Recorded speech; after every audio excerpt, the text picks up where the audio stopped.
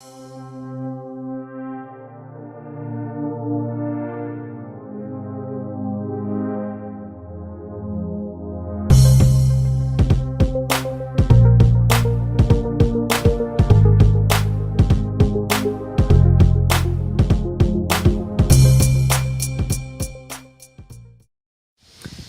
and welcome back to Redirecting. I wanted to talk about the subject of black children being adopted by white families. I'm going to come from two different directions on this, okay, two different angles. I'm not just going to cover the negative aspect of it. I'm going to cover the positive aspect as well. And some of you may say, well, how can there be a positive aspect of things knowing what we know? Now, as you hear, that is thunder, okay? So I may not be out here for too long. I love the wind and I love the sound of thunder sometimes when it's light, not when it's booming. And I don't like lightning, so I'm not going to be out here too long. We'll see. Hopefully long enough to at least get this done. But anyway, this was prompted by a video that I saw on Red Table Talk. Jada Pinkett has a white female guest on her show who is a celebrity who has adopted 2 black children. Now, I'm going to show you all a quick clip of something that the white female celebrity said. This was something she said with her own mouth. She talked about how, as a matter of fact, I'm going to go ahead and roll the clip first, and then I will come right back. Sometimes we see white people who are adopting black children as trying to be white saviors, and, you know. I do feel like the white savior thing is a problem, and it's real, so I don't want to say, you know, that that's just a myth. We can't ever succeed without the black community embracing our children.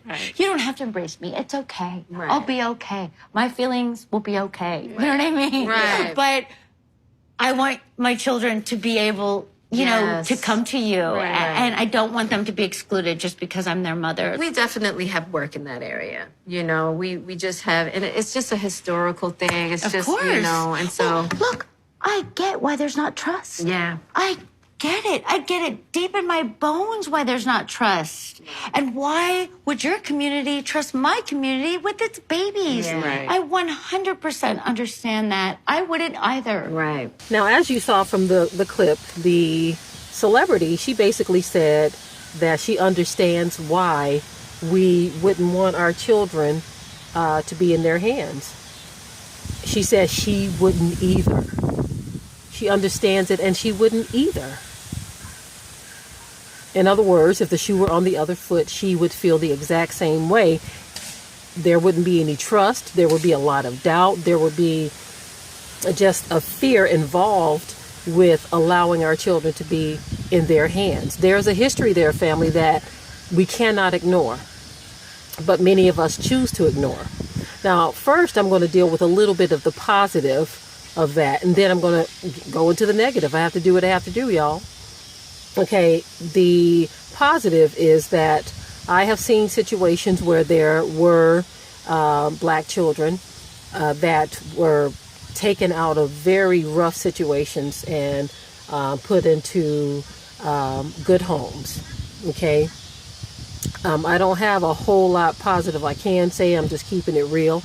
I'm not saying that every situation is rough.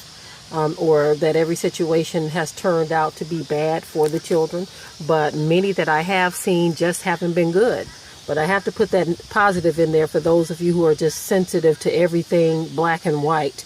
You don't want to look at reality. You want us to ignore so many red flags. And the other positive, if you can really call this a positive, is the fact that the Bible prophesied that this would happen. It says, one of the curses would be that our children would be taken and given to another people. That was one of the curses, and we saw that happening during slavery, where a lot of the children were ripped right from their parents' arms and given right to other people to raise. And then we continue to see celebrities and others who will adopt black children and raise them as their own. Now, I got to get right into the negative, okay?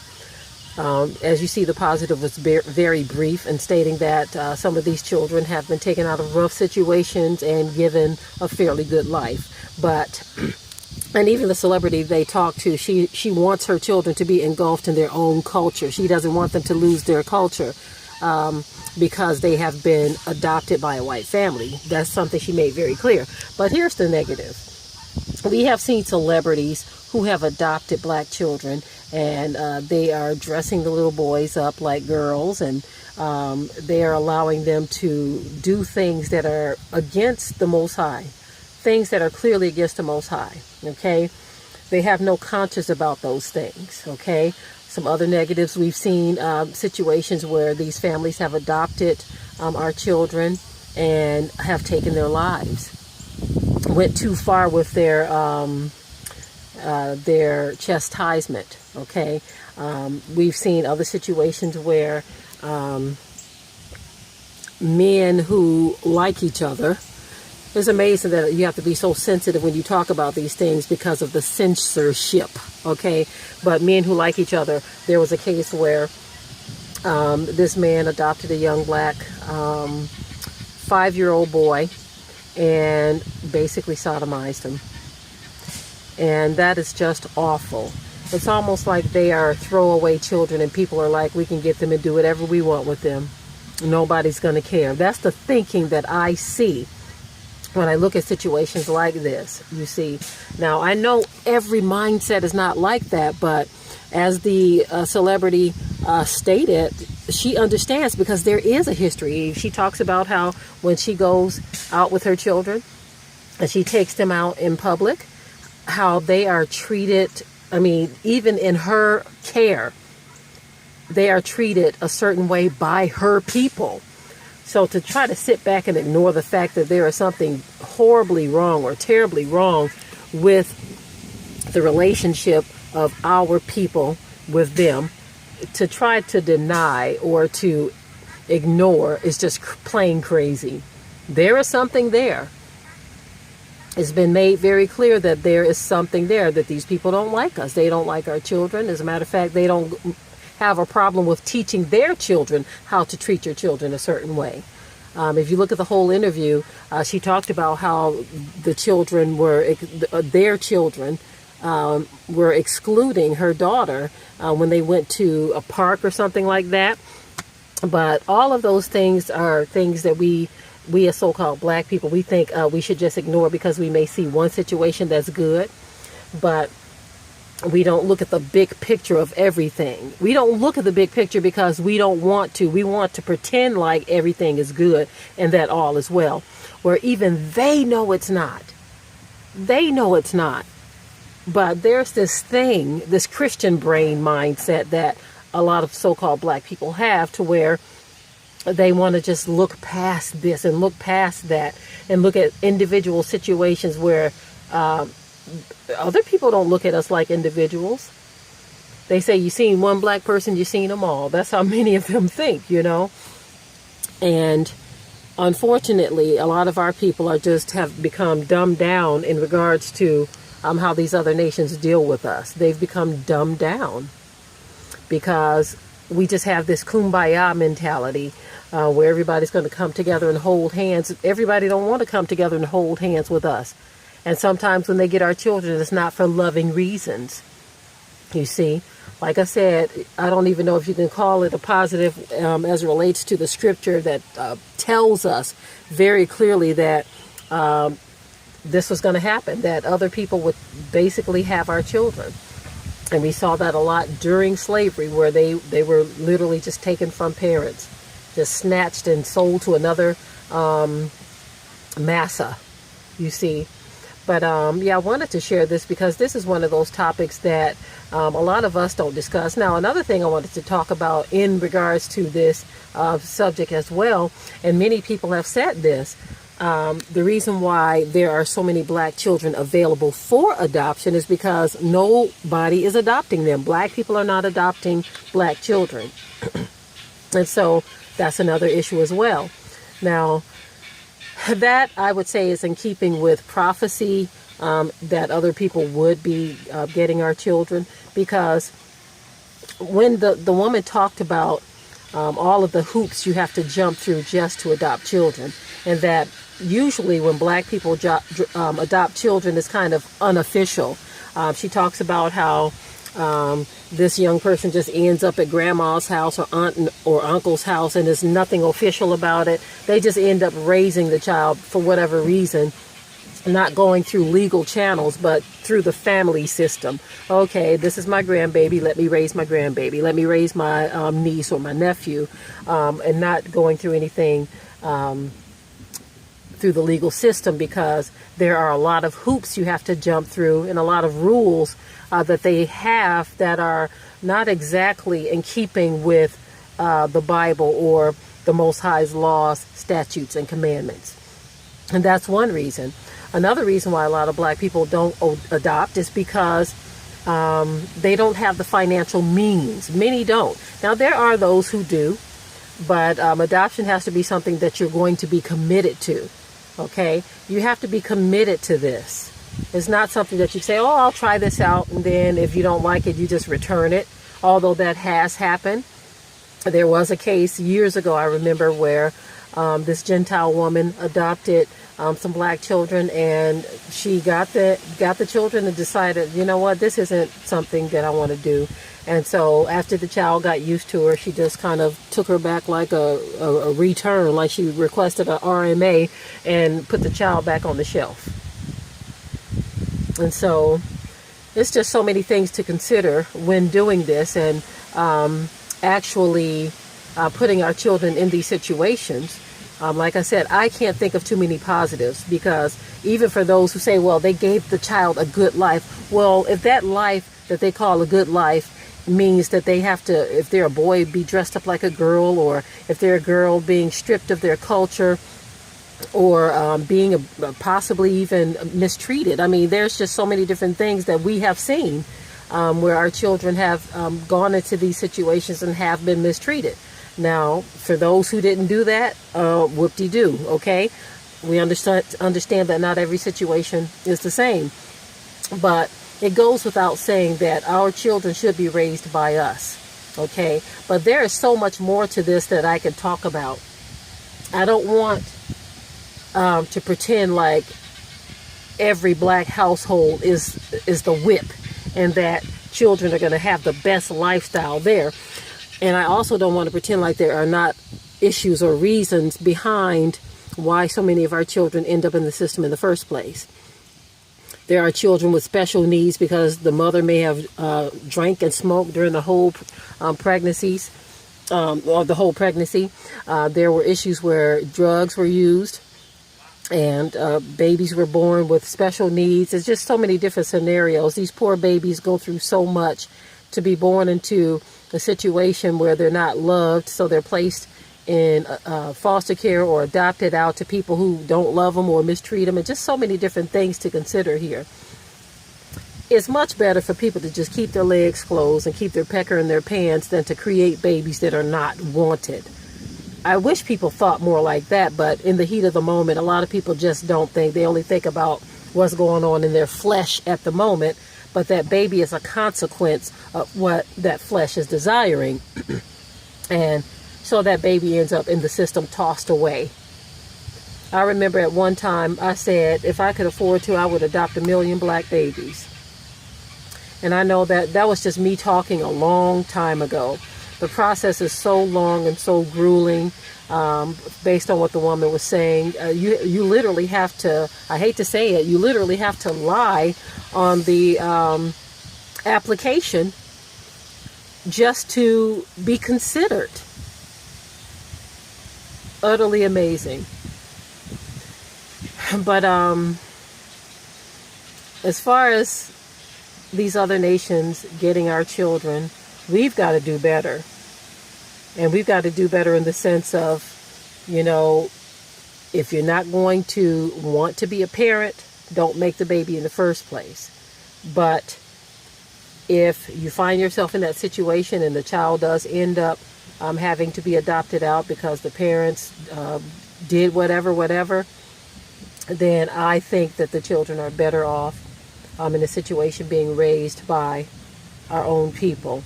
There's other things as well. I remember years ago when we were looking into adopting. This is before we had all of the children that we have. You can't, they can't tell you why the child is in the system in the first place. There were issues where a child had come into a home and they actually took the life of the home that received them, took the life of one of the children.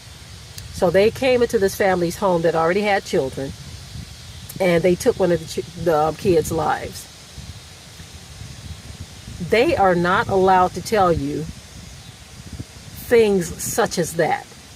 One child was put into the system because they set their own house on fire on purpose.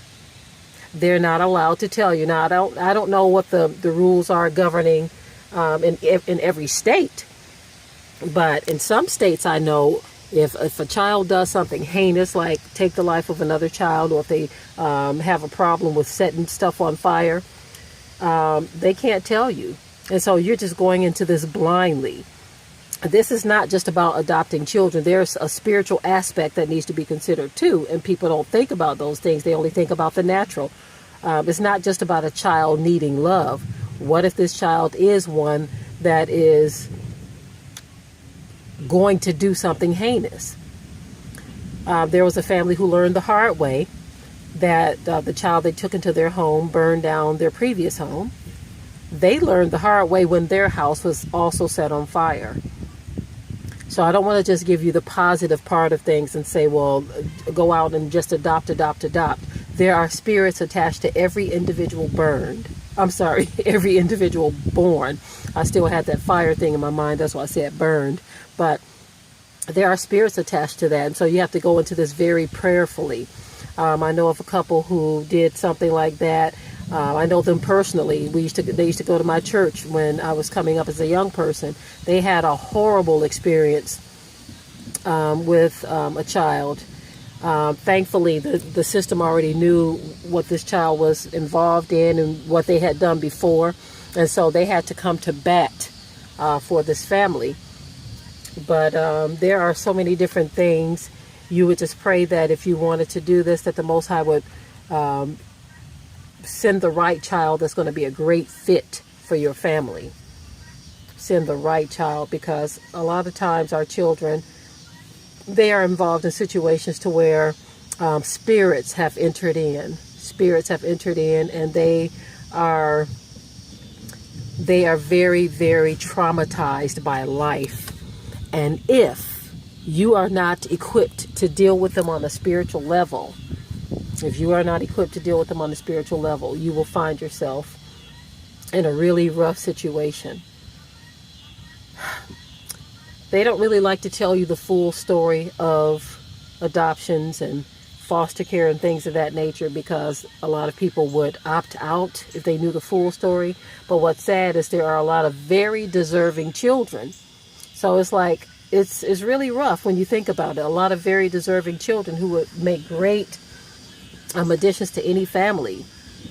And so I notice a lot of the Gentiles, they get a lot of children, they either get them from another country or they get them when they're infants.